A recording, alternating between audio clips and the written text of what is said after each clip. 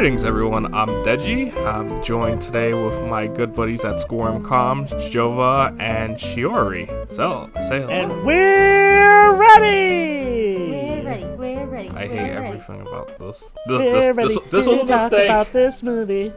Anyway, we just saw the Spongbbob movie, the new one that came out. That's not out in America, but we had to go. But me and Jovah had to go. Yeah, for we other have to either means. use our Express VPNs or be British like Shiori. Yeah, I was able to watch this very American property on UK Netflix, while the actual Americans could not. I do not understand why. Okay. Do Paramount really think CBS is going to be like that amazing? Look, I'm just gonna say this now. Every company needs to stop making their own streaming service because it's going to be to the point where, oh look, we're doing cable again. At that point, you're just better off buying cable. Well, I don't know. I mean, with streaming services, we don't have to deal with pesky commercials, except on Hulu for some ungodly reason. We have a couple here where we have to deal with ads too. Yeah, Hulu is the only one that I'm aware of where it looks like that. As far as I know, with all the others, you don't. Maybe on the free version of Peacock, who knows. But anyway, yeah, let's talk about this movie SpongeBob SquarePants Sponge on the Run. Originally meant to come out in theaters, but due to worldwide circumstances, they dropped it on streaming services except Canada. Fun fact, this is not to be confused with an actual SpongeBob free movie that Steven Hillenburg actually had in the works. Something involving alien cats Did you see that pitch? Like, yes, Alien I did. Cats? Excuse me? Yeah, it was like SpongeBob and co were going to go to the surface, and they were fighting an army of evil alien cats, and there was a scene where him and Patch, they run into a house, and they meet a human version of SpongeBob and Patrick, like a girl that looks like SpongeBob. Wait, didn't we already have a special where they kind of see all the characters as humans?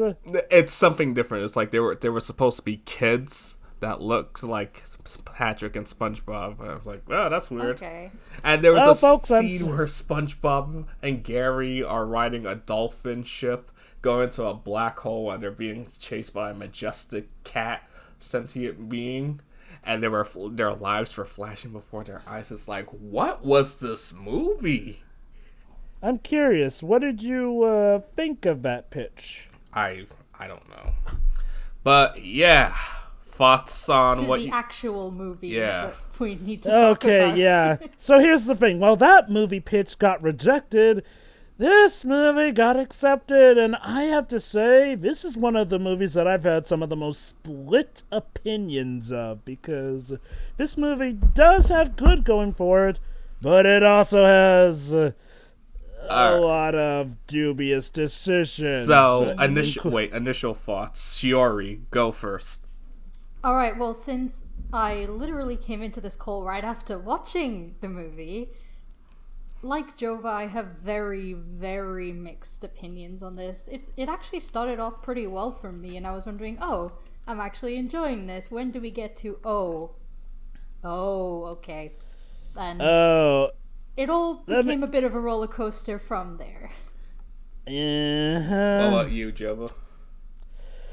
It's kind of a similar case. When I first saw it, I had been, let's say, warned about this movie for quite some time. So when I first saw it, I thought, wait, this doesn't seem so bad. In fact, I dare say it gave me a few laughs. Okay, there was one joke at the start, which I'll mention when we cover the synopsis of this, that kind of got a bit thin for me, but I thought, hey, this actually seems pretty good.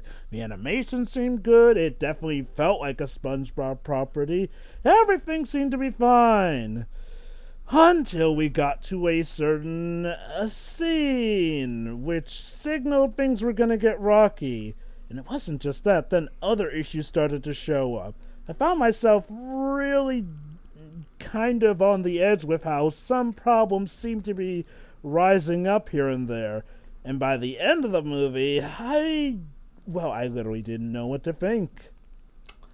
So, for me... Well, now I have something of a better idea of how to think, but I'll just say this movie is a mess. Of course the critics praise it. Figures. So, for me, Sponge on the Run is basically the The Force Awakens to A New Hope, except done worse. When we get to the plot synopsis, you'll understand what I mean.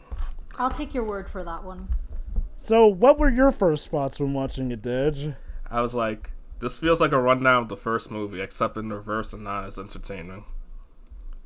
Yeah, and how I will say this, I'm a bit confused, like if this movie is supposed to be a full-on retcon or a prequel to the first movie as well. Oh, there are references to the first movie and like other episodes of the show. It's confusing. Very confusing. And it's almost kind of infuriating when we get to a certain patch of retcons. Is anyone else kind of shocked that this movie came out as fast compared to the gap between the first two movies? What do you mean? Like, we got the first movie in 2004, and then we didn't get a sequel until, like, Sponge 2015. You mean like this movie kind of had a wider gap? A shorter. Oh wait, no. Shorter. It did have a shorter gap now that you mention it. Like, I think they announced it like a year. A year after the Sponge Out of Water came out, or two. It's strange because of how successful the first movie was. Yeah. I mean, better late than never, but maybe it should have been like The Simpsons, where it would have been a one-and-done thing at the time of this recording, because God knows that they'll probably make another Simpsons movie thanks to Disney's ownership. We'll see. Is it true that this movie is supposed to be a send-off to the franchise from what some people have been saying? No, It doesn't feel like it. It feels more like a promotion for something. I've heard some people say that this movie is supposed to be a send-off to SpongeBob and a pilot for something else, but we'll get to that. We will freaking get to that later. So, plot synopsis. The movie opens up, which it basically feels like an ordinary SpongeBob episode.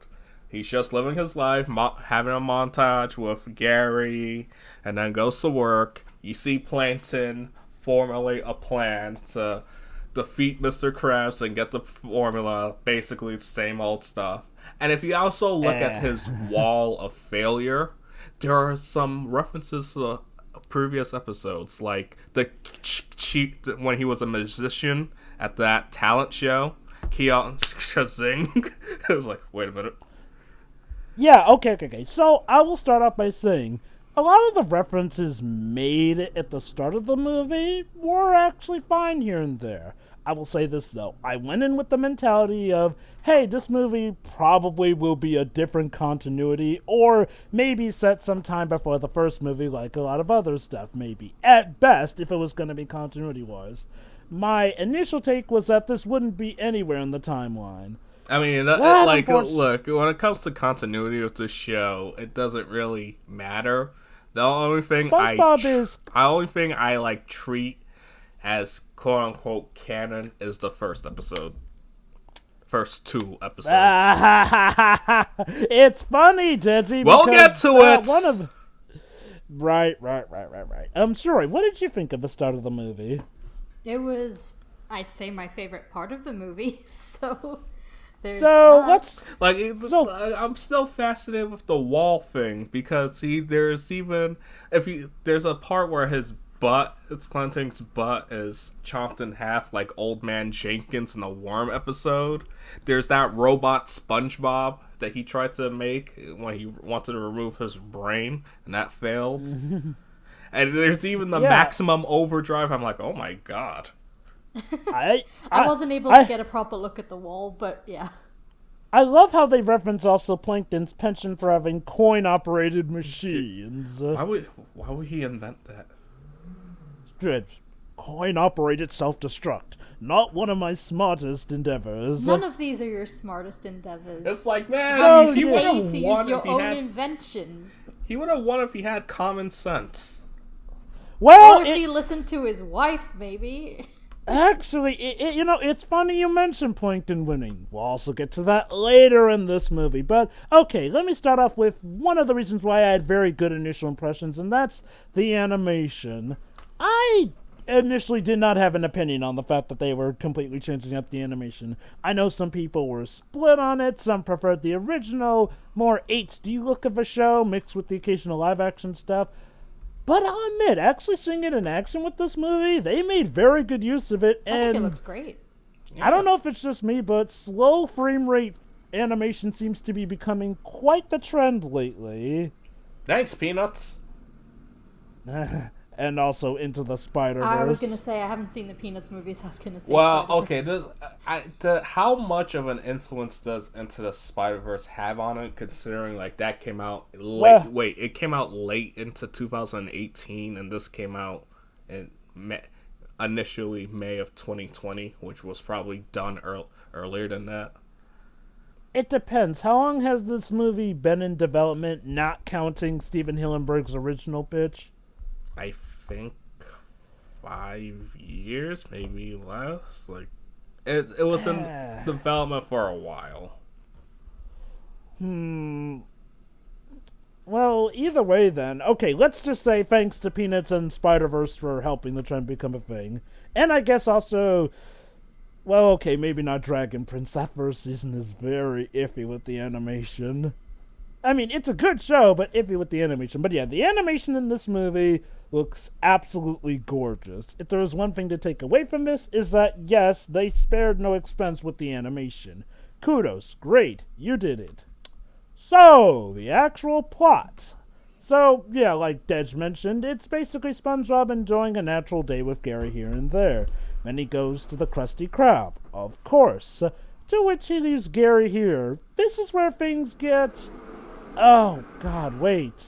Oh, no, we haven't gotten to that point. But this is where things get a little weird when you think about it.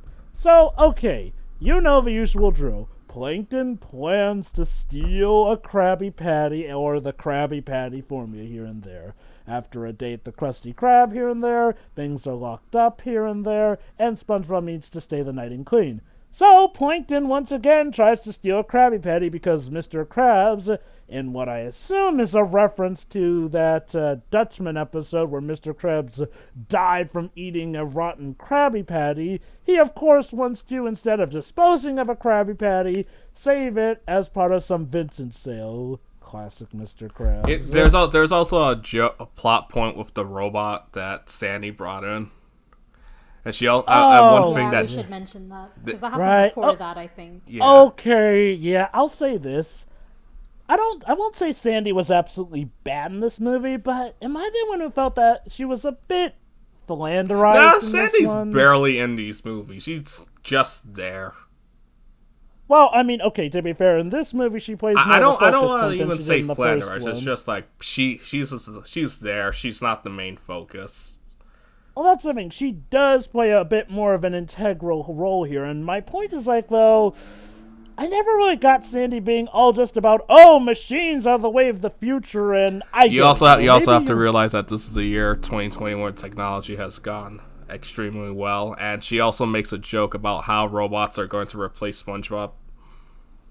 Yeah, which is kind of depressing. Yeah, no. And working in retail, Mr. Krabs says, look at it from that perspective, man, Mr. Krabs is kind of. Oh, I get that. It's just that it's weird. Sandy kind of acts a bit like a jerk at first. Don't get me wrong. I don't think jerk is the right word you're looking for. I'd say over enthusiastic. Yes, because again, she's a scientist and she wants to try something new. It's like the whole joke of it's like she's just excited about this AI/robot thing, and she makes a joke about how regardless of how SpongeBob feels, he's going to be replaced anyway. I mean, okay, don't get me wrong. The joke was funny, but it felt like a weird thing for Sandy, of all people, to do. Like, I mean, Sandy always came off to me as, ironically, more the straight man to a lot of other people's antics, whereas here, kind of felt like the opposite in that. I mean, it's not too big a worry. It's just that I felt like Sandy was a bit here and there. But yeah, like you mentioned, she has developed a robot called Otto, who's played by sensation herself, Aquafina. Wait, who? Yeah, Aquafina. She's a pop artist and actress. You're talking about of... the robot. I thought. Yeah. The robot is played by Aquafina.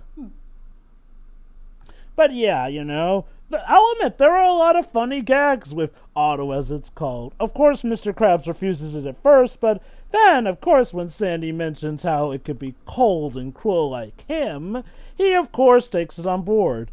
Only to eventually yeet it when it tries to fire him. Which happens immediately, by the way, after Sandy leaves. And then he gives it to Plantain. Plantain's wife takes him. Then after closing time, Plankton tries to steal the formula. He almost had it, but then SpongeBob inadvertently ruined it. And then Plankton realizes that his wife was right. So when he's SpongeBob is the one. Then we're shown into the lost city of Atlantic City, and we're introduced to King Poseidon. Okay, it's time to address this little chestnut of continuity here. It's always been infamous that there seem to be several different sea gods ruling Bikini Bottom or whatever city here and there. There is King Neptune from the TV show, and then there's King Neptune from the movie. Okay, so apparently there's a reason for that. There's a copyright on that movie design for Neptune. True. I get that. What I didn't get was them supposedly doing yet another different king in this movie. Who just has the same vanity problem as Neptune. Yeah. Which, again, like I said, we'll get back to that near the end regarding why I think this may be a stealth prequel to the first movie. It's not. It feels like it, though, is my The Goofy point. Goober is literally in the beginning of the movie. So what you're saying is that it's a blatant prequel to the first movie? No, it's more... Look, Dad, I'll explain my point later, but yeah, okay. Regarding King Poseidon in this, he's played by Matt Berry, who I have a lot of fun with. I know nothing about his track record, and I'm going to be completely honest. I wish animated movies would stop trying so hard to get celebrity voice actors, because really, who goes to these movies to oh my god, the celebrity's here, I want to go see it? If I'm to be honest, it did feel like they hired him because he fit the role as opposed to just for the sake of putting on a big act. I mean, yeah, that is true. But yeah, this is, again, where I kind of have a few issues with the plot. I get it's a SpongeBob thing, but my thing when it felt like maybe the reason for the plot starting, i.e., he has a wrinkle that can only be supposedly taken care of by snail pace, that being the big instigator of the plots. Let's compare this to, the other SpongeBob movies. The first movie, Mr. Krabs' life is in danger because King Neptune's crown is gone, and whereas that one resembled more the authority, i.e., he still had to get over himself, but nonetheless, that was actually something that felt like it had bigger stakes to it, life and limb. Whereas in the second movie, that had to do with, apparently all life being threatened by Zorro. Antonio Banderas, yes. So Zorro. So yeah, and the stakes were... we have a royal who's just a spoiled brat. I mean, and that's the thing. It's not even directly him, but Plankton gets an idea to, kidnap Gary, I guess? Because Poseidon needed Gary's snail juice slime. And here's where part of the issues come up. So, apparently, in the span of time that was just one workday, the people from Atlantic City got the order all the way to Bikini Bottom in time for Plankton to recover after, he had failed, mind you, that same night to... You're questioning cartoon logic. Formula. I mean, it's just I never had to ask this in the original SpongeBob movies because... they never fell into these kind of plot Here's traps the thing. Where if the first movie, this was a plan Plankton had all along for years, but he only just got to it. With the second one, we don't even know how Antonio Banderas even stole that secret formula. He just did. Okay. This one, it's more like, oh wow, convenient. He's an opportunist, which is what I like. About Plankton? Yeah. I like that too. When they remember that. We'll get to that later. But yeah. So Plankton kidnaps Gary off screen, to which SpongeBob finds hell, that even his he snail is says, missing. wait, this is too easy. Yeah, okay, that was actually kind of cute. But yeah, Plankton essentially captures Gary and gives him to Neptune, I guess. Poseidon. And his plan is to make it so that SpongeBob and Patrick will go there and never return. And this is... Okay, now, whereas, the other thing was more of a nitpick, this is an actual plot issue I have here. How is it dangerous in order to... Well, I guess to be fair, in the first movie, we have to consider how Plankton got the crown to... Shell City. But here... Yeah, you see, your logic complaining about how he was able to do that just kind of falls flat now. It's like... Here's my bet. It's like, whatever, it's contrived, but I'll go with it. It's a cartoon. Yes. Okay, the thing is, Jovah, please, let's not dwell on that plot point, please. I don't want to spend 5 minutes. All right. Let me just get to my main point, though. In here, Plankton's plan is to essentially make it so that SpongeBob and Patrick will, I guess, not make it back on a daring venture to get back Gary. Even though we know it's pretty much an easy trip to get to this Atlantic City. That's my only main issue here. Whereas with the other ones... It wasn't the journey to there, though, that he was counting on. It was actually being in the city because we're told from the book that SpongeBob was reading what it's like. It wasn't the journey over there, it was the city itself. Yes, and not to mention, by the time Plankton's plan was basically get the formula. If he got the formula and SpongeBob came back, it would have already been too late because he had already won. It's like, okay, what are you gonna do now? Fair enough. He just wanted to make sure that there was even the remote possibility that he couldn't get in his way. So, okay, yeah, so that happens.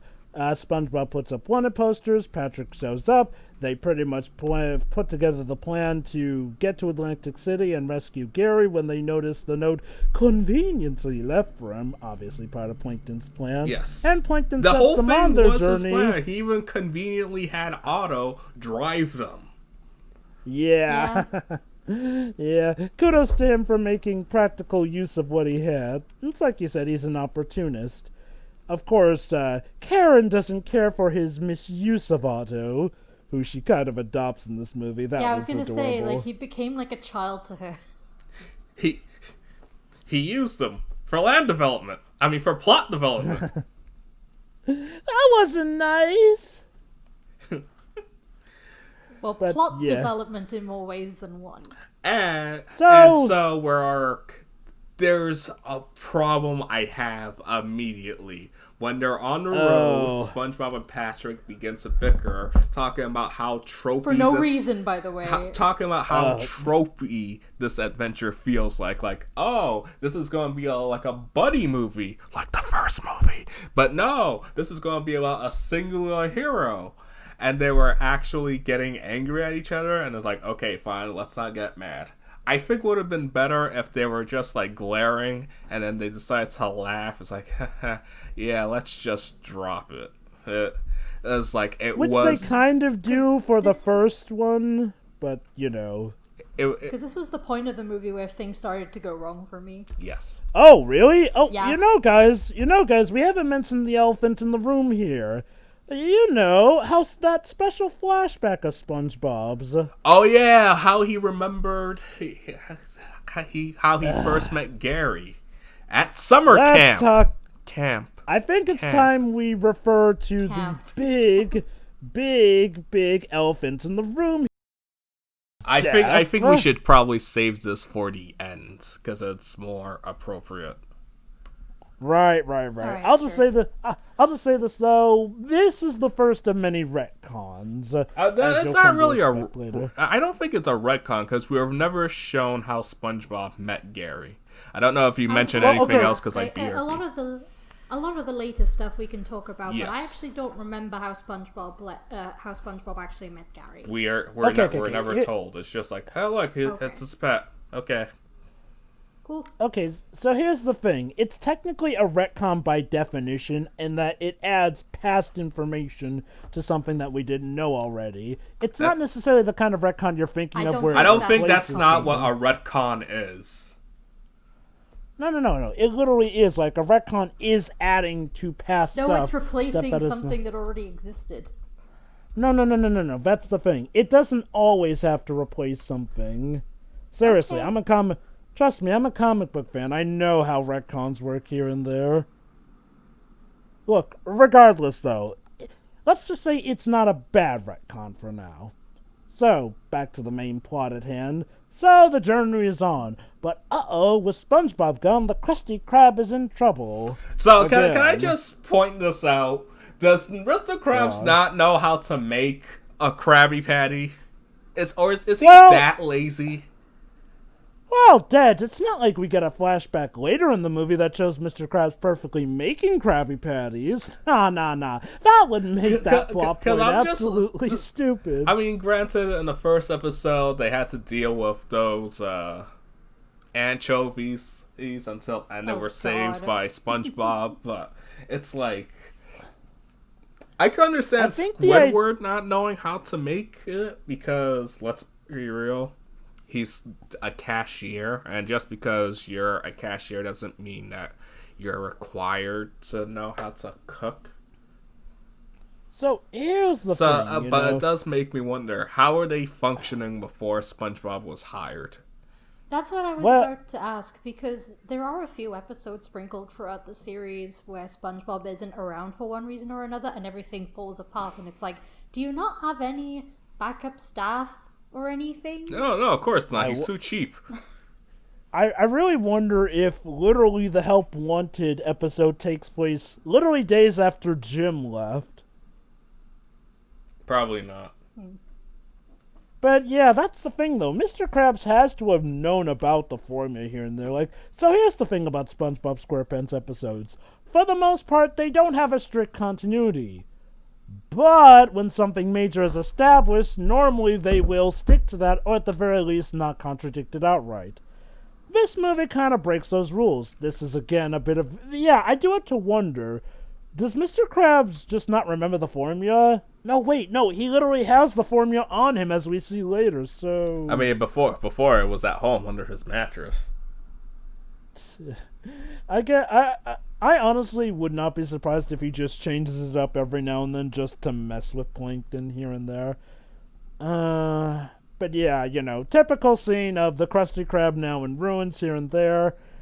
Sure, should we talk about the scene between Plankton and Krabs, or should we go back to SpongeBob and Patrick? Go back to SpongeBob and Patrick, where they have a dream and they meet Keanu Reeves! For some reason. Okay, the dream sequence. This is where I'll admit I simultaneously liked it, but I also got annoyed by aspects of it. I didn't like it because I didn't like it. All right, let me talk about. Okay, we're take a shot every time we mention previous movies. Whenever in the first movie there was a live action segment, it was relevant to the plot because look, the Cyclops that captured them. Conveniently, that's where Shell City was. Mm-hmm. And then when they wanted to go back home, they had to meet David. They had to go to the David Hasselhoff. Yeah, and his appearance makes sense because he's Baywatch. So it's like, okay, fine, go with it. Also, SpongeBob has always had the occasional live-action segment anyway, so this isn't anything new. But they normally the problem here is like this one was just we want to have a zombie dance sequence. It's like zombies. the sudden bar dancing scene in the original Pete's Dragon. It's like, what is this even doing here? It feels like a DreamWorks movie. A bad DreamWorks movie. So basically, folks, SpongeBob, Patrick, and Otto end up, well, in the dream anyway, in a ghost town. A Western, let me emphasize, Western ghost town. So of course they Is run that across redundant? zombie pirates. Well, so here's the thing. No, wait, because aren't most Supposedly- ghost towns normally associated with the West? Yeah, That's pretty the- much. So here's the thing. Complete with tumbleweed Keanu Reeves. You know what? Sure. Yeah, let's tackle that. So they meet Tumbleweed Keanu Reeves, who arguably is probably the Godzilla of this movie, i.e. probably a major reason a lot of people were interested in this. Wow, man, And he's not... man, John Wick really helped his career because now he's in everything. Nah, Oh, again. yeah. He got saved from the fate of being only remembered for Matrix. Poor But Will yeah. Smith. Hey, Will Smith's doing he fine, relatively. rejected the role. Oh, the John Wick role? No, he was supposed to be Neo in the Matrix, and he's like, nah, I want to do Wild Wild West. Honestly, considering how Matrix turned out reputation-wise, People- you think it was a blessing in disguise? Yeah, but here's the thing. People actually like the Matrix. The first one, anyway. True. The first one. That's the thing. The reputation really sank, but we can talk about that later. So anyway, Keanu Reeves is here as a tumbleweed. And here's where things get a bit confusing. He shows up both in the dream and in the real world. And you think maybe he's just in SpongeBob and Patrick's minds? No, he interacts with several characters. He's just a spirit guide. He was trying... You ever watched the Flintstones, The Great Kazoo, or whatever that guy's name was? Yes, Yeah, that's the pretty much Great Green what he Kazoo. was throughout the entire movie. Kinda, except, he interacts with people and, well, I guess the better question is, where did he come from in the start? He It kind of doesn't really matter. just appears. Don't question it. That's the thing. I keep having to tell myself that He's more the with this he's movie the than with the hero's previous journey movies. character. Pretty much, I yeah. still have to So question it in this case again, though, because, again, the live action stuff, none of it makes sense. yeah. That's kind of the point. When the live action stuff came into play, it made sense. With Keanu Reeves, it's like, hey, we want Keanu Reeves, let's just put him in. And don't get me wrong, he's cool, but it wouldn't hurt to at least come up with a good reason, like, say, hey, he's a spirit who's come here to help them. Like, they literally just have him show up in the real world just because. But anyway, back to the dream. God, we do have a lot to tear about this dream.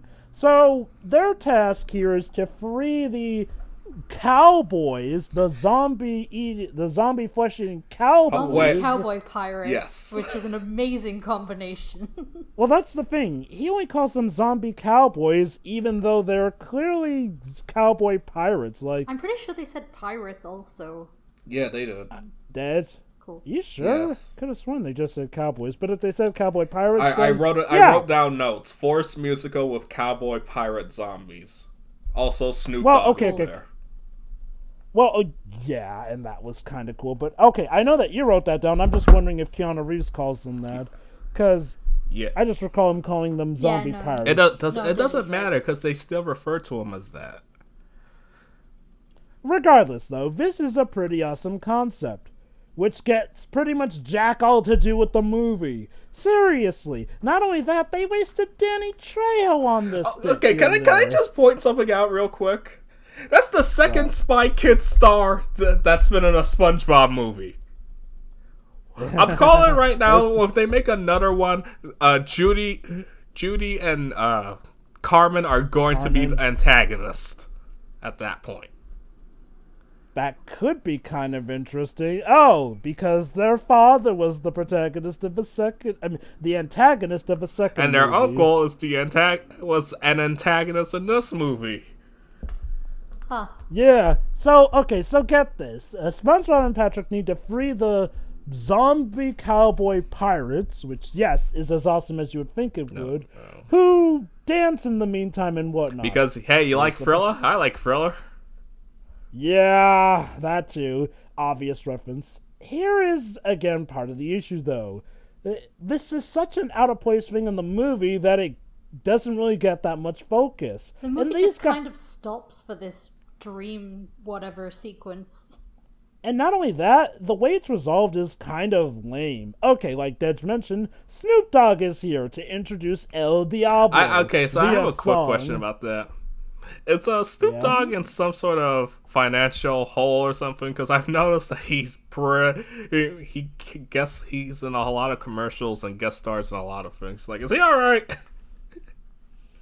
I think he's doing fine. He's just, chilling maybe. Who knows? From what I've seen of him, he seems just like a pretty random dude, so he's probably doing a lot of this for the hell of it. Okay, if I can give this movie his role, his cameo in that Rayman Legends commercial was highly underappreciated. That was a thing. I thought you were going to talk about his Spyro stuff, but... No. His big time Rush appearance. Oh, Yeah. gosh. You don't remember that, Basically... do you? I barely remember that. That was a thing. But yeah, okay. If there's one good thing I'll give the movie, also, the music. I mean, sure, some of the songs are licensed stuff here and there, and obvious My Heart Will Go On remix because Paramount owned that movie, of course. Not a fan, Deji? It's... why? Well, because... we'll get to that later. But yeah, Snoop Dogg's here, gives a song here and there. He's a gambler. That's a real song, by the way. It's How We Do. Huh. Yes. So, it's weird, though. They never really do explain why he's here. I guess we can say it's a dream, so just don't think about it. Except the movie then gives us more to think about with when they actually confront El Diablo, who may be the devil, but can't walk around in sunlight, yet he hangs out in a very, very sunny town. He walked into the saloon even, so... He had an umbrella. I was just about to say he did have an umbrella. That said, it kind of felt a bit like a lame defeat, but yeah. Basically, he orders them to be captured for some reason. Okay. Because he's evil. I have to address this. I get it. It's a dream, but I hate when writers go the lazy route and say, oh, something's just a dream, so don't think about it. It feels more like an excuse than an actual legit reason not to think about it. Like, when you actually think about this, which unfortunately you probably are going to, you realize it doesn't make that much sense, unfortunately. And again, it's such a waste. Basically, he takes them to his office, interrogates them, and then literally Spongebbob and Patrick defeat him accidentally by messing with the curtains.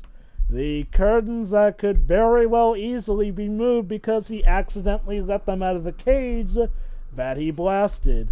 And then they have this whole back and forth about, oh no, that bush is crazy and this isn't actually a dream, even though it was actually a dream. What was the point? What was the purpose?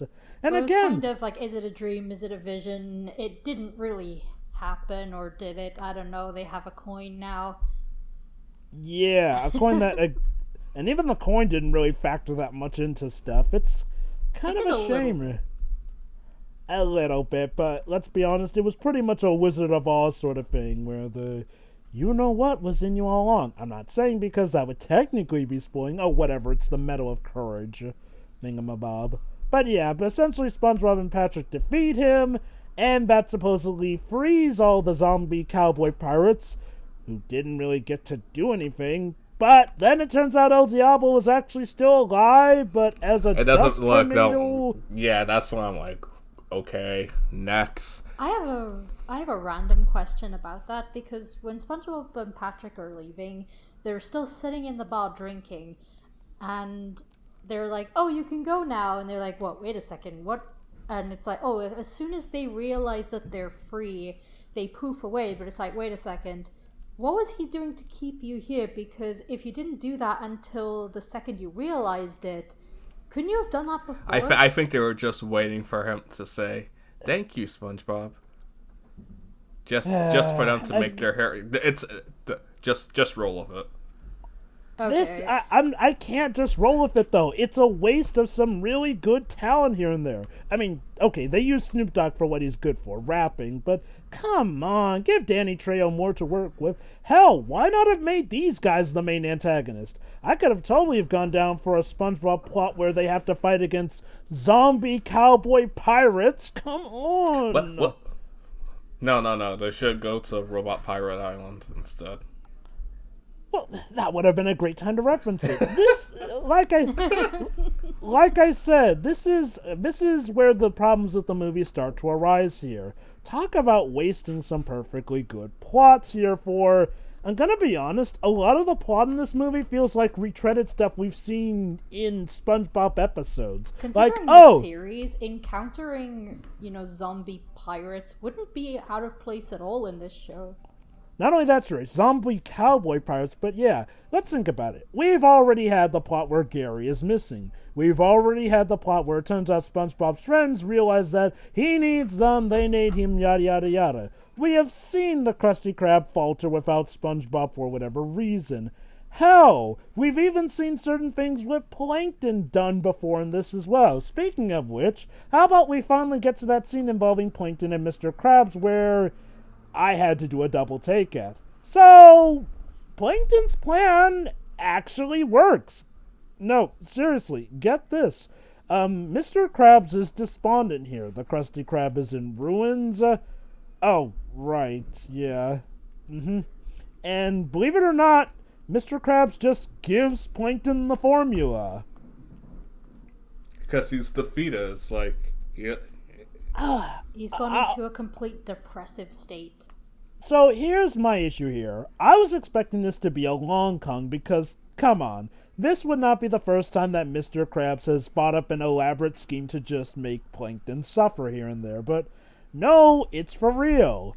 But what really got to me was when Plankton is like, oh, but I wanted a true victory. Because he wants to rub it in and make sure Krabs feels it. Now this is the bit I'm not actually mad at. Krabs doesn't care anymore because he lost SpongeBob.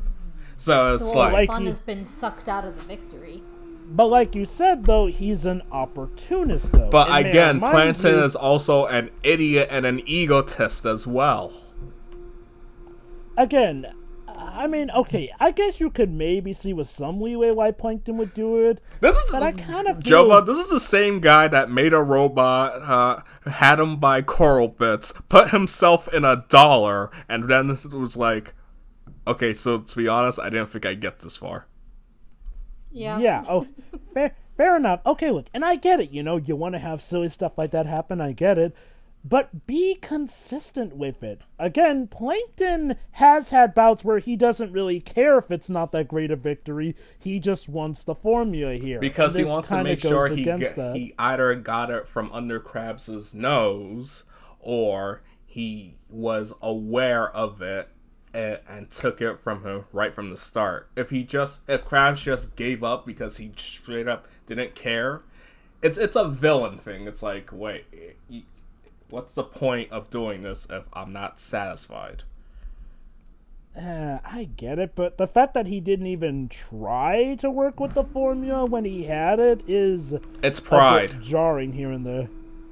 Yeah, I get it. It's pride. Again, though, it doesn't feel like it's the most consistent with it. And that's, again, my main issue with this movie, which it shouldn't be. Continuity in regards to the main series here and there. I normally wouldn't complain about it, but this movie kind of did want to revolutionize stuff and change stuff around, so I gotta hold you to those stipulations. And fun fact, I'm not the only one, because a lot of people have certain complaints regarding you-know-what, but we'll get to that later. So, but yeah, essentially, Plankton has the formula, Krabs is down and despondent. Back to SpongeBob and Patrick, who have woken up and realized that the tumbleweed is there with them. And yeah, their next stop is pretty much Atlantic City. Which we also see Gary being rubbed on the king's face. That is a thing, yes. Oh, there's also this subplot about all the other snails who are now being held in slavery or whatnot. Yeah, they're in, like, hell, I think? No, they're just in labor. Apparently powering something. It doesn't matter. It's cartoon logic when you're put in a dungeon. Sorry, I just saw like that fiery pit with them pushing that big wheel thing, which I usually see in depictions of hell. So it's like, oh, okay.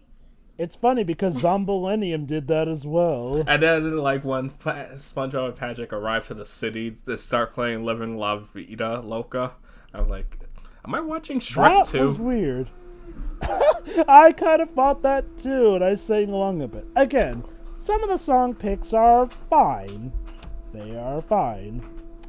But yeah, okay, so they're in Atlantic City and, they fall to the Lotus Casino effect where they get drawn into it. Only it really has no bearing on the plot because as soon as they realize that, they're into it, they get out and then get back to it. Well, they don't really. It's like they kind of forgot. Have a good old time, and then they're woken up by tumbleweed Keanu Reeves. Who wants to set himself on fire because of how incompetent they are. Yeah, okay, kudos to Keanu Reeves. That was funny and true. So, yeah, there's this and that. So, the whole point was, the whole montage was basically, alright, nothing's going to distract us. We're going to get Gary. Gets distracted. Even though they completely ignored the warning. Yeah, maybe it's a nitpick, but I do feel like some jokes were a little too...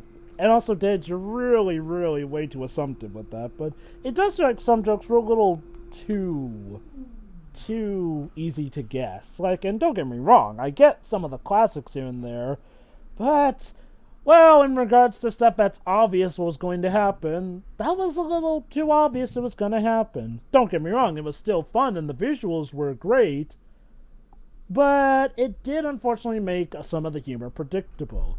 And I'm not completely against stuff being predictable here and there. What I care about is it feeling good. So, in this version, King Poseidon apparently runs a nightclub, which SpongeBob and Patrick have to infiltrate with their patty cake routine, to which they find finally that was... Yeah. To be fair, it was the guy at the desk that killed the Blues Brothers by putting their cart into reverse. No, that was Patrick that put the cart in reverse.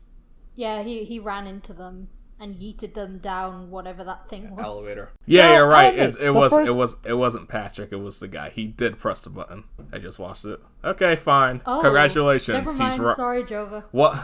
He got 1 out of 99 things right. I'm going to be the bigger man. I guess. I'm going to be the bigger man and not gloat about it.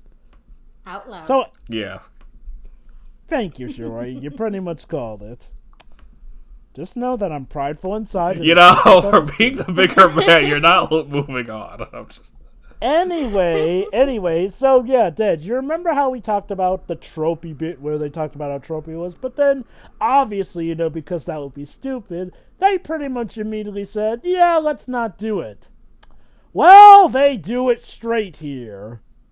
They literally do it straight in the dungeon theme, where they fight over who lost SpongeBob's coin of courage, to the point where Patrick literally gets out of the jail cell was hilarious. And goes into another one.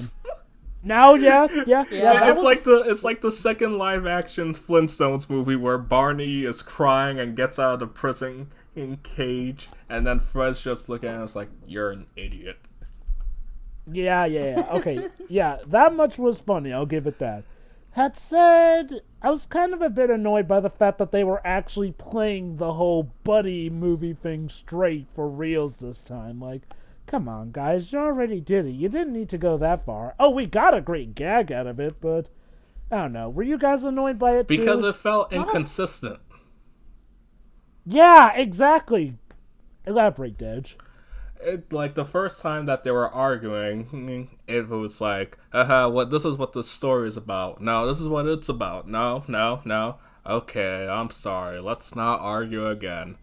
Argues again, and it doesn't feel like it led anywhere. It just existed for the sake of drama, and it's like, I feel as if it would have been better if they just realized, I guess you were right, Patrick. This does feel like a buddy movie. I will say I didn't like it either, but I didn't mind it as much as I did with other movies because the whole thing of the two protagonists arguing didn't last as long as it would in other movies. Thank God, yeah. Like the whole splitting up over something very trivial and very obvious, and because, like, I'm fine with other tropes in it, because one that's actually used very frequently in this movie as well, one I actually like, is the whole we're not going to get distracted thing, or like similarly, I see no way this will negatively impact what's going on. I actually like those, but this bit when they're in the prison, no, don't really care for that. But again, I'm not as mad as I would be with other movies. So SpongeBob and Patrick are going to get executed. And Keanu Reeves calls them losers. Which was funny. Also, just to quickly mention, they gambled away the coin, kind of. Yeah. But they didn't need it. Yeah. Yes, Meanwhile, since we skipped over a part, we Yeah. cut back to Bikini Bottom, and then you see Sandy going to the Krusty Krabs trying to figure out where SpongeBob is, and like Mr. Krabs and Squidward's like, I don't know. Squidward Then they and see the Mr. TV, Krabs it's like, of kidnapping him. So Plankton comes along, it's like, hey, yeah, so this whole thing was my fault. Let's go along. Let's go to the lost city of Atlantic City. Oh my god, I hate that name. The one thing I don't get is, okay, because I know Mr. Krabs is sleazy, and I know that Squidward doesn't really care for SpongeBob at all, but Sandy's being way too accusatory of them. Like, they've staged a massive kidnapping or something, and it's like... This is the same... You have to realize this is the same girl that got paranoid when she couldn't find SpongeBob before she was hibernating. I get that, but it does feel a bit weird. Sandy should know these people better, and this is again where I come up with the bit here. I do feel like this movie takes some of its continuity for granted here and what it wants to do with stuff. Yes and no. I feel like Sandy is just... She's very protective over her best friend, so I can understand it. But yeah, basically... And also, they bring back the paddy wagon. Not only that, they also bring back... sandwich. Not only that, but Perch Perkins is the reporter reporting SpongeBob and Patrick's upcoming execution. Again, this is where I started to wonder, is this supposed to be a prequel for the first movie? Because they completely reference how that movie went as well. But they say they don't. They also is like, oh, the paddy wagon, this old thing. So it's not. I'll admit, I did get a kick out of the new subversion with the paddy subversion. Wagon, yes, because now it's a Subway sandwich. Just don't give it to Spyro. No. I'm glad that you know what I'm talking about. Although that says a lot about you than it does me. I'm not sure I actually know what you're talking about. Don't look it up. Okay, I won't. I definitely don't know what you're talking about then. Just whatever you do, don't talk about Spyro's days working there. Okay. I will leave that out of the search history. So anyway, we're pretty much at the climax of the movie where they arrive to Atlantic Vegas, and their execution is happening. They're on SpongeBob and Patrick are on trial, but at the club even. Okay, I will admit, if there was one gag I loved, it was that they had Tiffany Haddish playing Tiffany Haddock. Get it? It's Tiffany Haddish as a fish, y'all. Yeah, I get it. Fresh from Lego Movie 2, she is. And then we also... So, when they're on trial... Sandy, everyone gets a moment to speak about how SpongeBob is important to them and how he changed their lives. And now we get to the biggest issue of this movie. Okay. So who wants to go first? Shiori? You remember... The retconning of how everyone met, you mean? Yes. Okay, the whole Camp Coral nonsense that we'll talk about more later, I guess. But, okay, with cartoons, I'm used to things being, retconned because they don't really follow a straight continuity most of the time anyway. Backstories and how characters might get changed often, but Jovah said earlier that SpongeBob keeps a lot of that intact, even though it isn't brought up often, and that's true. So everything getting changed here is actually a problem for me. So like I said, how SpongeBob met Gary, that retcon is fine, because we didn't know that yet. So it is nice that they inserted how SpongeBob met Gary. And it's actually cute for what it was. Yes. And I'll admit, it's good that they actually got child voice actors to play the younger version. But this is where, okay, you know what? I hate that I have to pick this apart, because the actual acting from the characters here was actually pretty heartfelt and touching. The problem is it just when feels you think like, about wow, this is full of shit. Yeah. Not only that, yeah, like that's the thing. In a meta sense, it's disgusting. And not only that, but it really makes me realize, this movie would be a lot shorter if we didn't have all those Camp Coral segments. Yeah. Like, that's the thing about this movie. It has literally a dream segment that takes up a good portion of it, and then all these flashback segments which make the actual plot feel paper thin. Which... Maybe because it actually is. It's literally a retread of a TV special episode. Again, the whole I said it's a retread of the first movie. Well, yeah, that too. It's a retread of the first movie. You have the Vanity King. You have a plan of Plankton to get rid of SpongeBob. You have everybody, the Krusty Krab being screwed over because SpongeBob isn't there. You have... Yeah, there's even like a lost city that you have to go, that they go to. It's like... Well, although that one's a dream, but I'm talking about Atlantic City. Oh, because, remember how with Shell City it's got that weird, creepy dominion they have to go through, but yeah, technically, the monsters that they have to face, dream or not wise. And like I said, this also retreads stuff from TV episodes, the whole Gary is missing, or the SpongeBob's friends realize how much they didn't appreciate SpongeBob, so they have to go and help him. I wouldn't say they didn't appreciate him. The only person that didn't appreciate him was Squidward, and Well, that's the... But Dej, you're forgetting. Mr. Krabs apparently has an arc in this movie about him realizing that he didn't really truly appreciate SpongeBob until he was gone, because there's this whole spiel about... I'm pretty sure we've seen that before, too.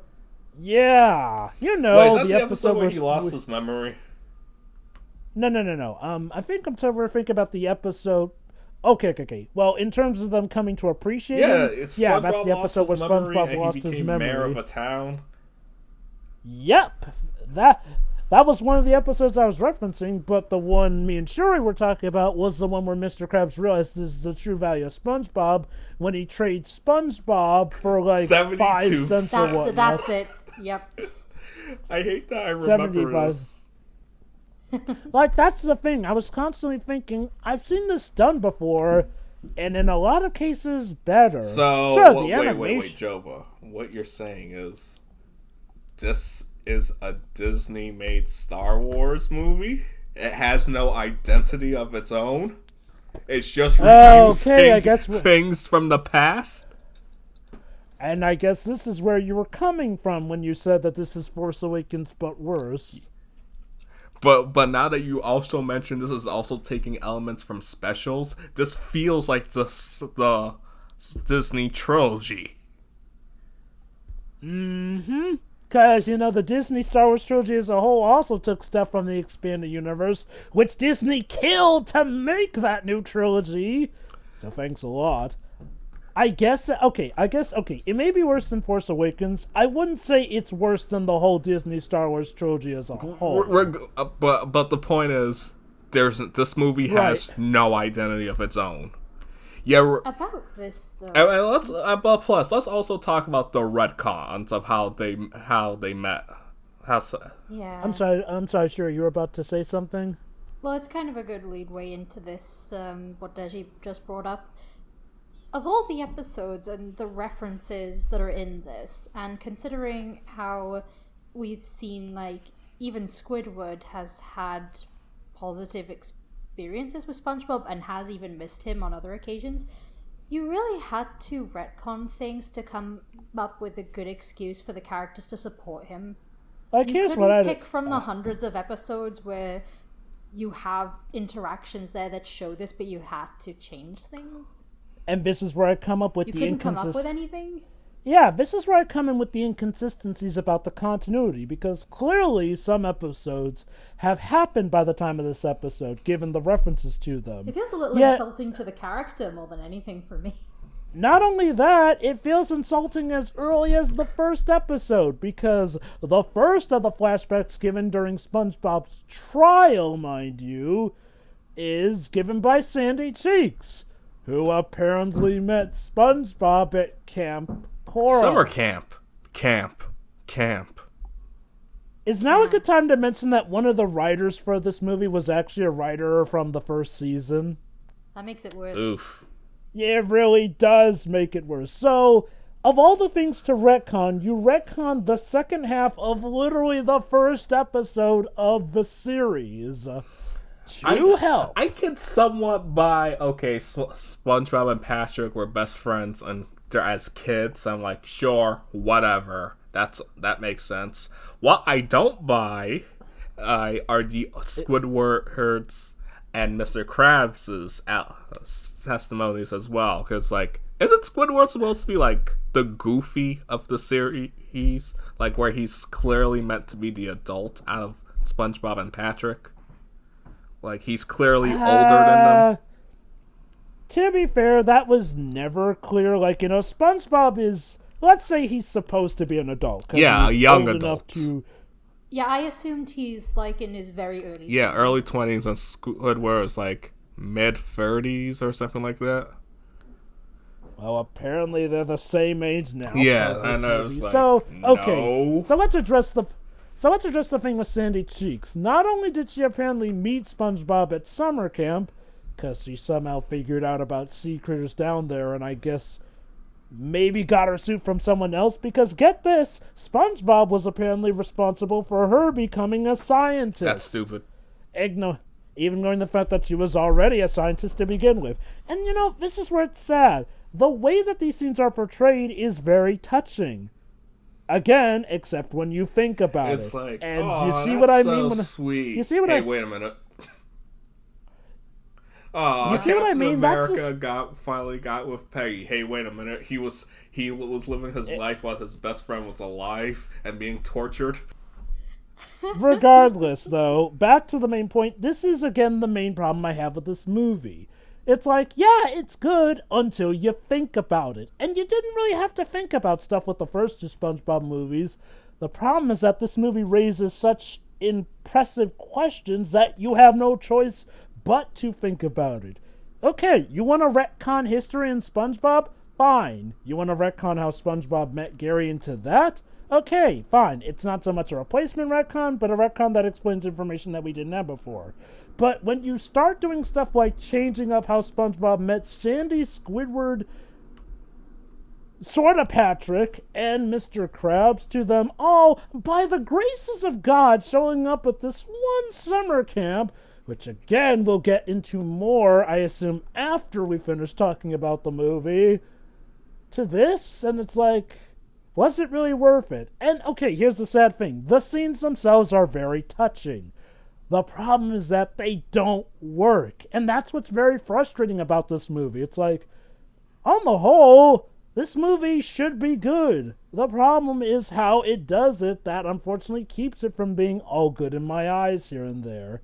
So like I said, SpongeBob is apparently responsible for Sandy becoming a scientist. He's also apparently responsible for Squidward becoming, well, Squidward being persistent with the clarinet, which I have to wonder in the long run, was that really a good thing? He didn't want to break his spirit. So here's where I have to... being a good kid. So here's where I have to call bullcrap, though. So SpongeBob and Patrick apparently won the Camp Coral talent show with an armpit fart routine. In the same contest where Sandy was juggling chainsaws. Like, really? Maybe they were too terrified to give positive votes to that one. But really, people were that impressed by armpit farts for it to be the winner? Hey, I get that. Stupid things have won a talent show before. Yeah. Haven't you seen that one episode of Total Drama Island where Harold won through beatboxing? True. That said, though, to be fair, considering the competition and stuff, okay, I'll let that one slide. But I still had to raise an eyebrow at that. But anyway, so Squidward lost the talent show because, well, he sucks at the clarinet. But SpongeBob and Patrick came through for him, so now he can live with the delusion that he truly won. I assume Squidward eventually found out the truth later on. But, kudos all around, that was nice of SpongeBob. And again, the scene's very touching. The problem is, again, did we really have to retcon it so that it's Camp Coral where SpongeBob and Squidward met? Like, come to think of it, it was originally established in the series that SpongeBob first met Squidward when SpongeBob moved into the neighborhood. And I think the idea was like, well, Squidward was actually enthusiastic to meet SpongeBob until, SpongeBob wore down his nerves. Right?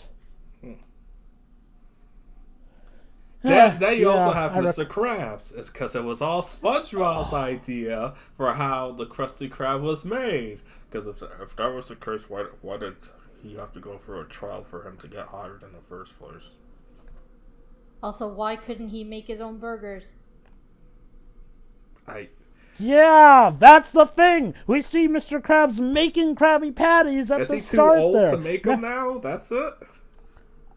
He's too lazy. He has somebody else to do it who he barely pays.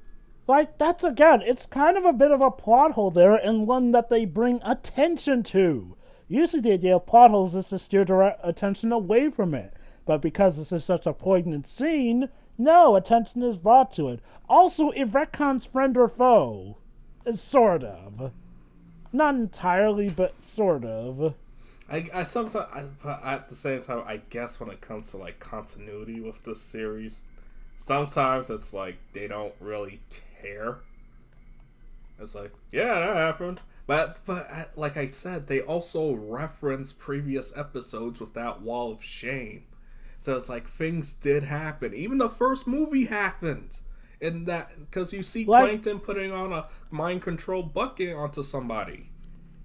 And even if you take the retcons in universe, again, the Mr. Krabs one directly contradicts what happens in the movie it's in. And this is again a problem. If the movie happened, then why is there all of a sudden another King Poseidon?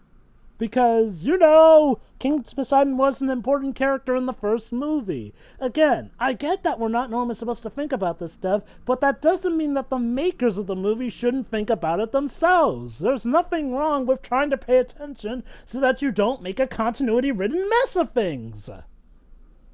God, this movie is frustrating, because it has so much good going for it, but a lot of it gets pushed back by so much of the bad, and it feels like this movie was more a cash grab. Or again, an obvious pilot. Do we want to talk about that elephant yet? No, let's save it for the end, because I have a lot to say. Sure. So, again, like I said, the acting is actually pretty phenomenal for this scene, and it did feel very heart-touching. But the problem was, as soon as I realized what a mess this makes of things, I couldn't fully enjoy it. It really is frustrating. When something that I should be able to enjoy, I literally cannot enjoy because of the context, unfortunately. So, anyway, after all that, it seemed like they were winning over the crowd, but we never figure out if they did truly win over the crowd for defining SpongeBob's innocence, because then Plankton starts up a musical number, which I'll admit was pretty nice, and they use it to sneak out with Gary, which of course angers the king. Like, am I the one who was wondering if they actually did win the crowd? Like, if they really did need to sneak out with Gary? I think it was obvious that they did a little bit, like, to an extent. At least nobody was halting what they were doing. Yeah. True, I get that. But, a verdict hadn't been made, but, it seemed like it was going well. My only question is, okay, they ran away and got... Where they have gone if they're wanted criminals at that point? It would have been Sponge on the Run, which, come to think of it, would have helped the title of the movie make sense. Yeah, the movie. Yeah, because he's not on the run for the movie. Like, he gets arrested. I think it should have been called Sponge on the Road instead. That would have been better. Like, okay, were they, like, planning to have them be fugitives, but that part of the movie never made it to production? It does, yeah, that's kind of, like, my issue with this movie. The more that you think about it, it's like, okay, they had an idea for a plot, they scrapped it, so they were pretty much forced to make a new plot altogether, and they didn't have enough time and resources in order to make it more coherent. Because they had plenty of ideas, but probably didn't want to scrap anything because they already had to scrap their major projects. So they escape with Gary. King Poseidon orders them captured. They have a little chase sequence, and then there's this cool, let's call it a Megazord sort of thing with a suit of armor that was kind of amusing. Yeah, I liked that scene. Yeah, especially where Squidward eventually ends up making the armor go like it's one of the ring wraiths or whatnot, as he takes on the rest of them. Then and I'll admit, I did actually like the gag about them trying to catch Squidward, but, and not working out, even if I could see where that was coming from like a mile away. Of course, then they get surrounded again, but King Poseidon, in a fit of jovialness, is actually... Well, he's actually kind of amused by this whole turn of events, so he offers to let them go if SpongeBob gives Gary to him. And here's where the coin of courage thing comes back into play, because Keanu Reeves, who actually has spoken to other members of the cast, so we know he's real, then mentally speaks to SpongeBob and tells him to find the courage within himself, and this apparently leads to SpongeBob telling Poseidon no. And then he tells him off here and there, and then hits him with the armor-piercing question of, hey, maybe you'd know better if you had friends like this, which causes Poseidon to have sort of a midlife crisis and realize that he doesn't have any real friends. Not even his Chancellor, who he still hasn't paid, mind you. So, yeah, he kind of has a bit of a sob fest, but then SpongeBob, mirroring the flashback with Patrick Star, mind you, from Camp Coral, goes on and says that he'll be Poseidon's friend. And here's where I wonder if this was supposed to be a prequel to the first movie, because get this, apparently under all his makeup, girdle, and a wig and whatnot, he ends up looking more like Poseidon from the first movie. Maybe it was just a reference. Wait, who's Poseidon? From the first movie, there's a Poseidon? Jeffrey Tambor. Yeah, remember? Poseidon and King Neptune, same thing. Just, either Greek or Roman, essentially. No, they're completely different. No. Trust me, dudes. In mythology... I'm talking about in terms of SpongeBob. Oh, in terms of SpongeBob. Well, that's the thing. I would normally assume that they weren't trying to make him out to be King Neptune from the first movie, but then they make him look exactly like King Neptune from the first movie. Well, maybe not exactly, but he ends up bald. Turns out he has a gun and he's fat. And at the end, the Chancellor has a robe that's exactly like King Neptune's one, except it's gold instead of red. So maybe he had a daughter at some point and then became that. But like you said, there's something suggesting that the first SpongeBob movie happened after this, which kind of think of it as if the first SpongeBob movie happened while Plankton even trying to steal the formula and This movie, from what we've seen, I'm just going to say comes after that movie. Yeah, because like I said, And there I'm not are gonna say two. anything else. There's too many references to the first movie. Yeah, and look, I say this, although it's funny, don't... I Google in SpongeBob Poseidon. First picture is the original King Neptune. Like from the yes. show? Yeah. Like, I get it, different Neptunes between movies and series because license or whatnot, but this third one just confuses me all the more, especially regarding the continuity of stuff. And again, he's kind of the catalyst of this movie. It really is a shame. I did want to enjoy this because I still enjoy the SpongeBob franchise. It's been for a lot of ups and downs and all-arounds, but I honestly do feel like, starting with Season 9 when Steven Hillenburg came back on board and even after his unfortunate death, the series has been on a much better trend than it was kind of after the first movie. Actually, Shiori, what is your stance on the franchise as it is currently? I still enjoy it. Yeah. What about you, Dej? I think it's best I save it for the end, because it's going to culminate for final thoughts. But anyway, after all that, Poseidon was like, alright, fine, I understand the meaning of friendship. And it's like, the snails can go. So Gary has an idea that everyone in Bikini Bottom should adopt snails. So that means SpongeBob has more than one snail. He has like 5.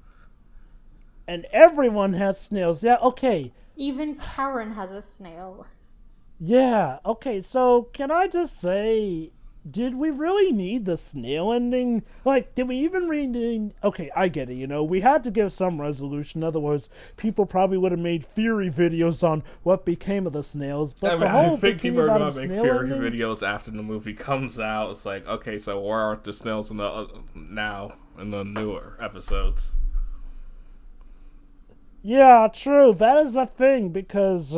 What happened to the Krusty Krab 2? Did it actually go bankrupt that Mr. Krabs was forced to only use one? How did Plankton get out of jail after he almost tried to take over the world? Funnily enough, there actually is a special SpongeBob episode in the TV series, the one involving the rock and roll band that has Plankton escaping from jail, so maybe we could say that once afterwards. Who cares? Again, since this movie apparently takes place after the first movie, we have to ask this stuff now. And look, I don't mind the idea of there being more continuity in SpongeBob. I actually relish the idea. But you need to do it right. Like, I can understand if it was just like a visual gag or a reference and whatnot. It's like, it doesn't matter, but it's like, they reference it more than they should. Which makes you wonder, is this set? That's the only reason why I keep getting confused about the whole, is this a prequel? Is this a sequel? That's why we're questioning things that we shouldn't, because they lampshade them so much. Yeah, and again, look, I love the return of the paddy wagon, but when you focus on something that much, I do have to consider how canon it is, or in regards to what it is. Like, because it would feel weird, because the characters themselves know about the paddy wagon, yes, but that would suggest that, they have seen it before, which would mean that, the first movie had to have happened for them to have even an inkling of it, because nowhere else has the paddy wagon really been referenced before. Yeah, that is true. Did Sandy sneak into the bunker to modify that? I guess so. Yeah, hey, that's a good point. It doesn't matter. Why wasn't it... No. That's one that doesn't really matter either way. Yeah. I just wonder, when did she do that? Well, I do have to ask, though, why wasn't Mr. Krabs the one driving the car? Because it's technically his car. Yeah, but... I don't trust him driving, personally. Who cares? But yeah, basically Bikini Bottom is now a snail refuge. I mean, it was nice to see all the different... They even play Take On Me. That was nice, I guess. I liked the rendition. So then after that, we get essentially a cool rap version of the SpongeBob thing called Aqua. And credits. So... And there's no credit sequences in the movie. So, I think... You remember that episode of SpongeBob where a food critic comes to Krusty Krab and praises SpongeBob as a fry cook? And then Mr. Krabs went insane trying to milk the ever-living hell of SpongeBob's worth. Which season was that? I think it's a post-movie season. Was it season 9? Because, that sounds like a good episode. No, it was definitely before that, even though I can't quite place the episode in full. But yeah, I think I do remember that. Yeah. Oh, wait, was that the one where he gets so full of himself? Oh, no. That's everyone turns yellow in the end because he changed the patties or something like that. Oh, that one! I kind of like that one. Yeah. I mean, But my point is, that episode of Hal trying to milk the Hal of the franchise, SpongeBob's name, that covers a reflection of where the series is heading right now. So we're gonna tackle that Yes. elephant now. Oh boy. All right, let's do it. Who wants to go first? I'll lead us in. So, folks, as you may notice, we have not been too happy when talking about the Camp Coral segments here. Now, you probably think that's mainly because they take up precious minutes of the movie that kind of make the plot feel paper thin, but no, that's not the main reason we're disappointed. Like I said before, Camp Coral was originally supposed to be a spin-off television show, what Steven Hillenburg did not want Nickelodeon to do. Allegedly. This movie had...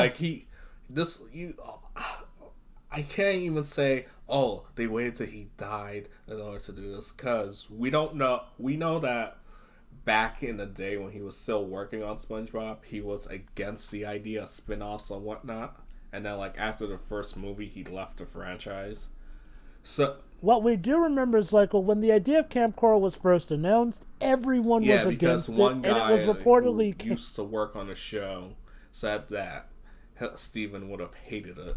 So I'm wondering if, like, before he passed away, and when he was still working on the movie, he did open up to it. It was like, yeah, sure. Because the guy who... Because it had been a long time since the first movie. Anything could have changed by then, so we don't actually know for sure whether he's still... Yeah, because the one guy who worked on the show was very vocal about that. That was one of the last things he tweeted, and hasn't tweeted since, so it's like... Consider this, though. Don't you think it would have been wise for the studio heads to say, hey, we now actually have Steven Hillenburg's good blessings? Yes, I wish... Like, that's the problem. There's the lack of that's transparency my stance on this. with this. Like, I mean, and that's why I'm kind of inclined to think that, no, Steven still didn't want this. Because, let's be honest, it would have been an obvious PR move to say, no, we had his blessings. And come on, there's no way that they aren't aware of the hatred that this was getting. They knew what they were doing. Because it's not only and Camp Coral that's the only SpongeBob spinoff that's going. Patrick's getting one as well. Oh, really? Yeah. Huh. Which, let's be honest, I think that's going to go about as well as when Sheen got his own spinoff. Well, it's a talk show. It died. Like that Elmo show on HBO Max, so who knows? Maybe, but yeah. Basically, though, okay, so let's assume that Hillenburg did give the okay thing.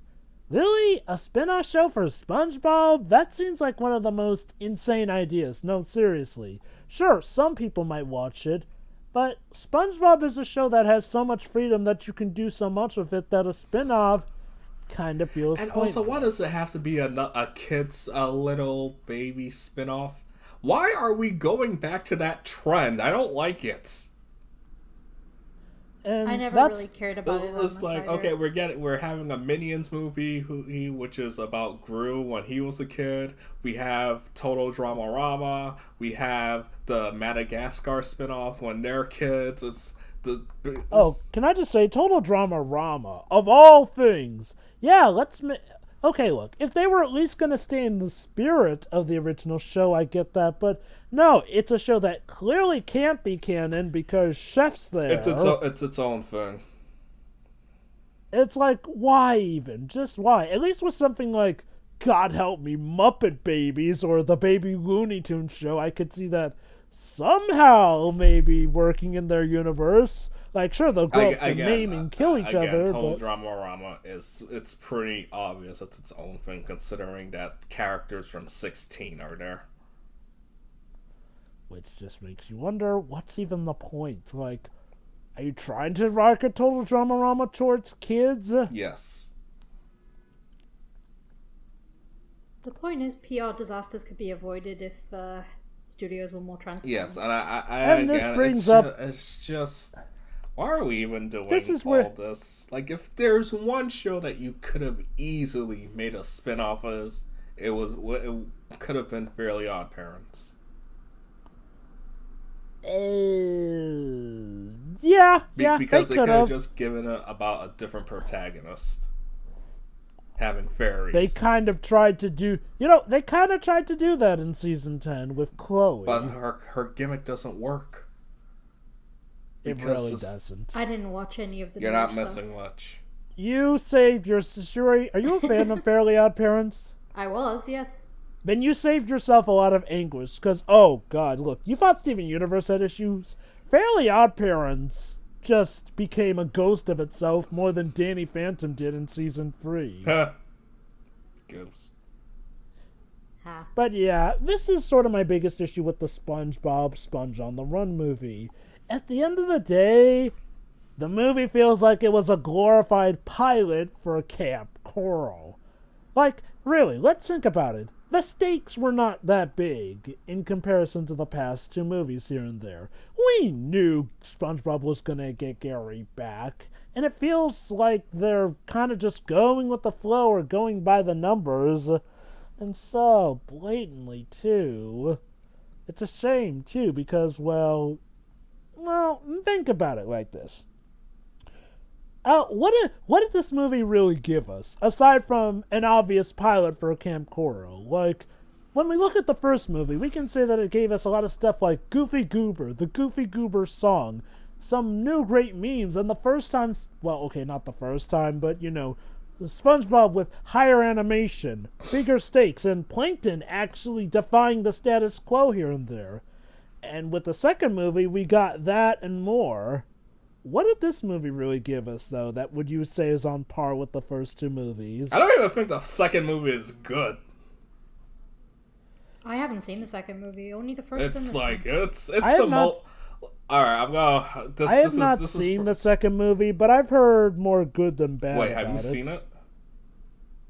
No, I'm saying I've heard more good than bad about it. Alright, that said, I saw it, and I have seen just reviews thought... of it. If this is people said it's the best thing to happen to SpongeBob in a long time, and it goes back to what I want to say. Maybe it's best that this series should just take a break, because it's being milked for all it's worth, and it's not as strong as it is anymore. Granted, I haven't seen the newer episodes, but like Sponge Out of Water really disappointed me. Okay, now see, what I have seen are the newer episodes, and like I said, even post Steven Hillenburg's death, the show seems like it's doing just fine, so I'm so befuddled as to why this movie feels like it's literally on franchise-fatigued fumes. Alliteration. But seriously though, I think I'm going to quote what Saberspark said. Is franchise fatigue an instrument? Because you'll believe that they're playing that instrument with this movie. Ah, boy. And when you get into child-themed spin-offs, I guess that makes it even more clear. It's just baffling because they really don't need to. SpongeBob is a series that has risen from the grave and is back in the limelight as something good. And who are even, these, baby series supposed to appeal to? Because a lot of the shows that get them are already popular with kids. Yeah, it's like... What is even the point? It's kind of how I feel about Tiny Toons Adventures. What's the point of this? We have Looney Tunes, just do that. Okay. Here's the thing. Tiny Toons still has it's still proving my argument that it's still pointless. Not saying it's bad, I'm just saying there's no point to it. I would honestly argue that Tiny Toons has more of a point than a lot of baby stuff. With Tiny Toons, those aren't so much baby versions of the characters, but they're characters who are taking lessons from the classic characters. Tiny Toons is more an idea about, hey, what if Looney Tunes were teachers at a school here and there? Even though the characters are all basically XPs of said characters that they're taking inspiration Just admit that your show needs a break.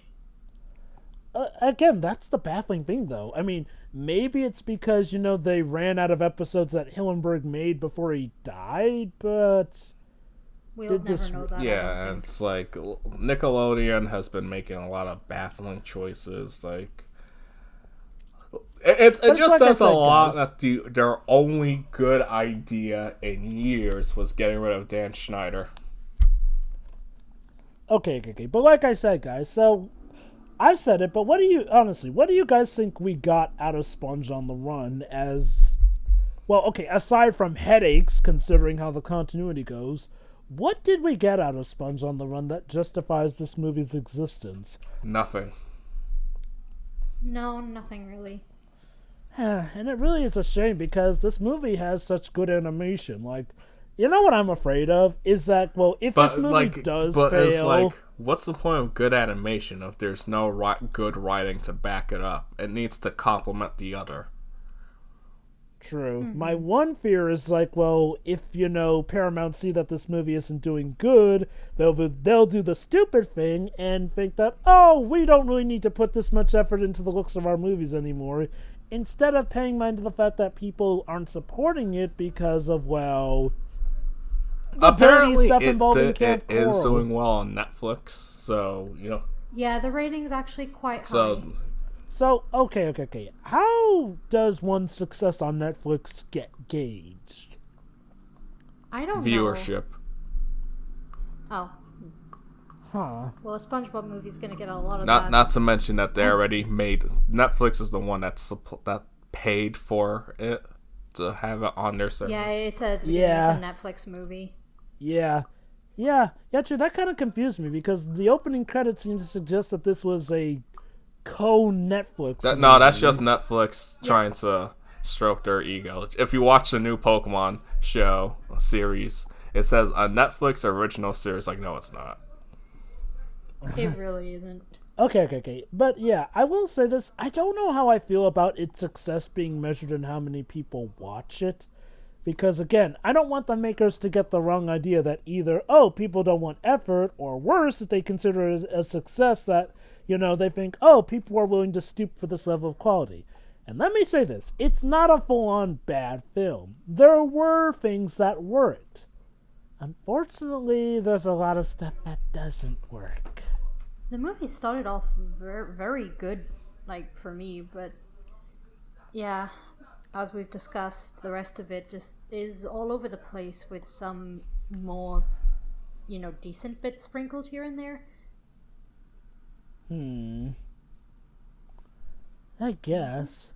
So, shall we get to our closing thoughts overall? I saw this movie twice. How do you feel? Well, at least I got to talk about it with somebody, so was it all? I mean, I saw it for the first Like, time the only reason today, why I so- rewatched it was to get a fresh perspective. Wow.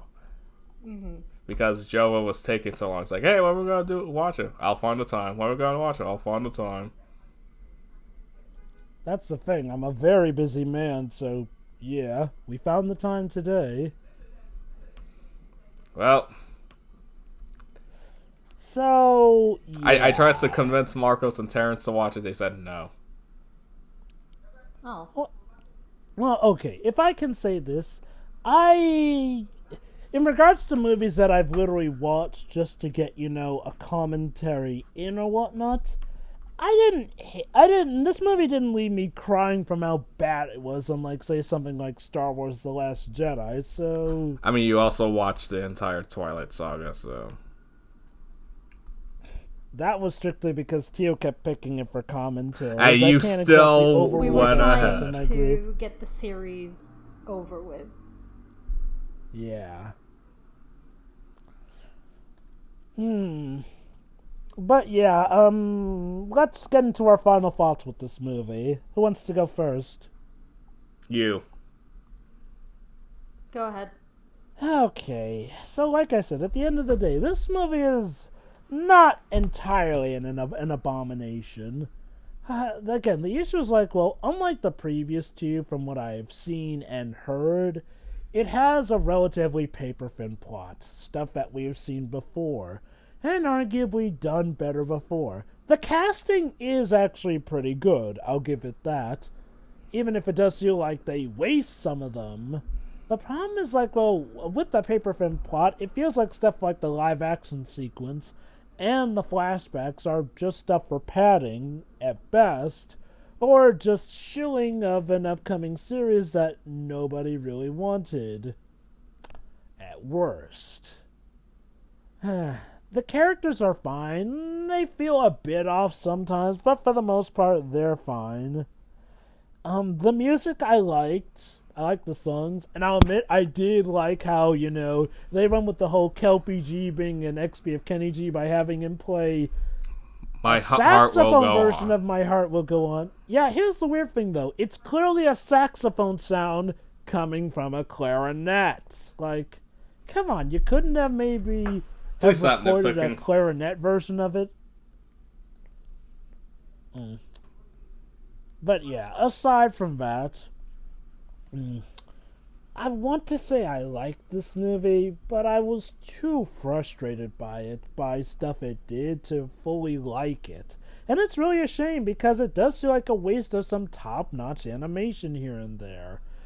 Unfortunately, the controversy involving Camp Coral just leaves a horrible taste in my mouth, and at the end of the day, I'm just left wondering, it feels like they're trying to actually establish a continuity, which they kinda did in this, for better or for worse, and I don't know how to feel about the fact that we have it right now. What I do feel certain about is that this movie is a mess, and while it did have some good no, I can't even say for sure if it had good intentions. I really do kind of wish we had gotten to see what Hillenberg's idea would have been like. But alas. They tried, they came, they toppled, and it kind of puttered out. I'm sure loads of people will love it, critics did, but I can see why the fans won't be too hot on this one. Let me just tell you this. I only know 2 people who like this movie. Out of everyone I've seen that's seen it, that's not good. Yeah, no, it's not. Yeah, that's the thing. Sure, critics love it, but I'm not talking about seem critics. to I'm have just this talking weird... about people I know. Oh, I know. I was about to go somewhere with that. Critics seem to lately have more of a penchant of going against the grain, like, hey, we get a movie that the audiences love, suddenly the critics hate it. Hey, we get an audience that the audience hates, suddenly the critics seem to love it. It's happened with stuff like this, Godzilla, Kings and Monsters, it's kind of a weird trend, just saying. But yeah, next. Shiori. I'll go next. Yep. Well, again, it started off really fun, but it ended up making me question things that I wouldn't normally question in a cartoon because it's a cartoon, and things get changed all the time. But when you directly contradict things that happen within the movie, then that's a huge problem. Yeah. I do agree that the intentions are probably mixed because on the one hand you have, there's plenty of effort put into this movie, you can see that regardless of how flat it fell, but then there's the Camp Coral stuff. Yeah. The music choices I was fine with. I was fine with the humor to an extent because a lot of these movies are by the numbers anyway, but I enjoy them if the journey is at least good.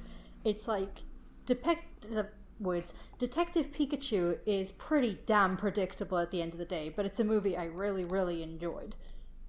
This one, there wasn't really so much to truly enjoy outside of some funny moments and the beginning segment.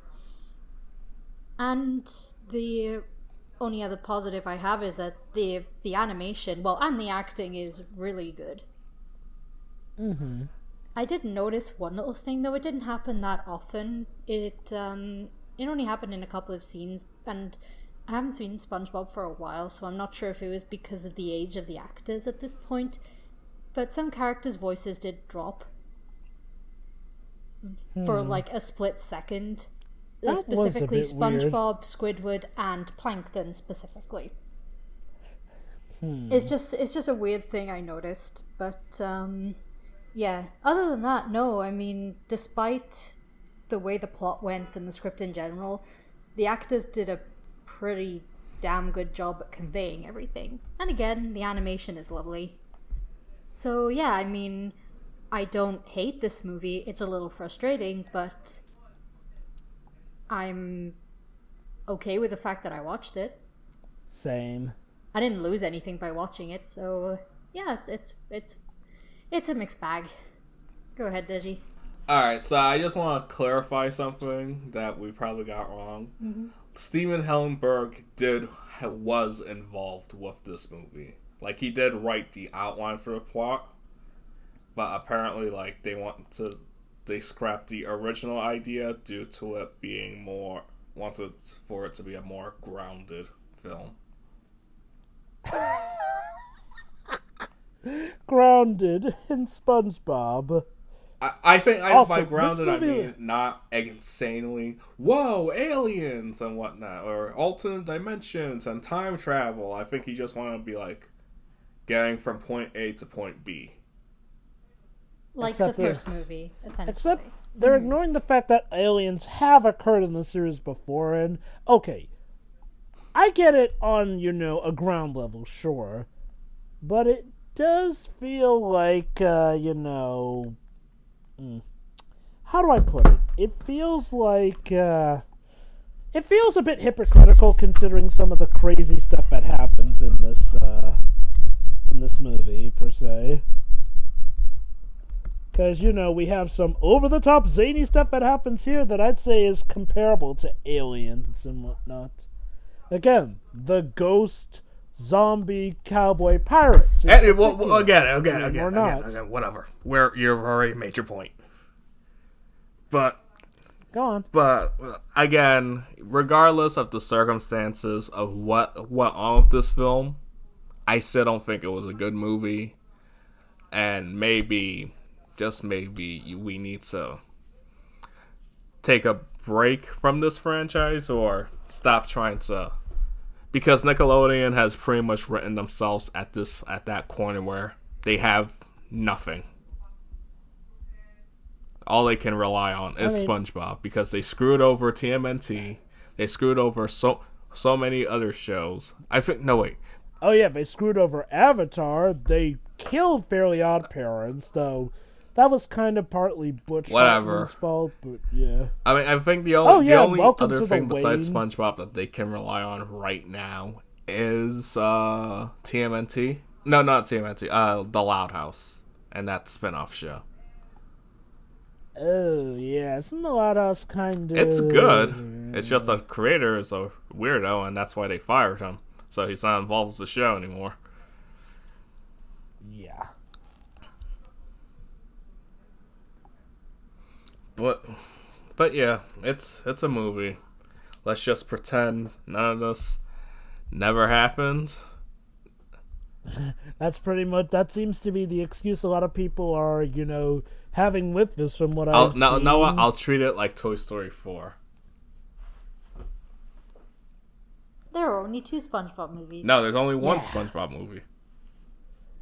I'm gonna have say you there's seen? only You 2. haven't even seen it. No, I haven't seen the second movie. No. Okay. Jovah, stop trying to do that. From what I've heard, Sponge Out of Water still deserves to exist. I think it's better you watch the movie before you make a statement like that. Oh, yeah, I'd say so as well. Fine, fair enough. Anyway, that said, I can't agree with your sentiment either because I haven't seen the movie yet. I wasn't saying that you should. I'm just saying, just form an opinion.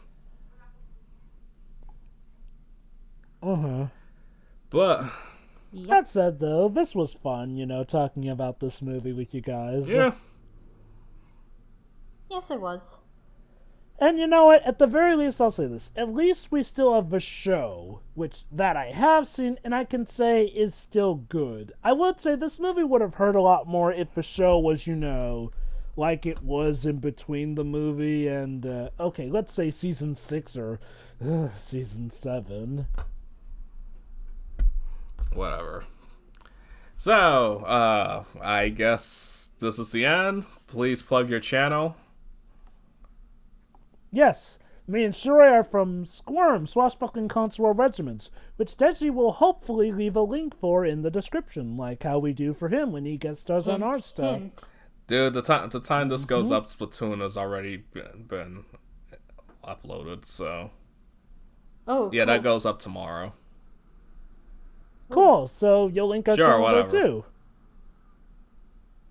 Uh-huh. We also have a Twitter page run by Shiori, a Facebook page that used to be run by T.S. Givin, and I run the SSMB page if you want to see it. And once Tio gets back, his schedule gets back to normal, we'll be able to do our other crossover projects. Ooh. Oh, Yeah. neato. So, we'll see you All right, then. see ya. See ya. Bye.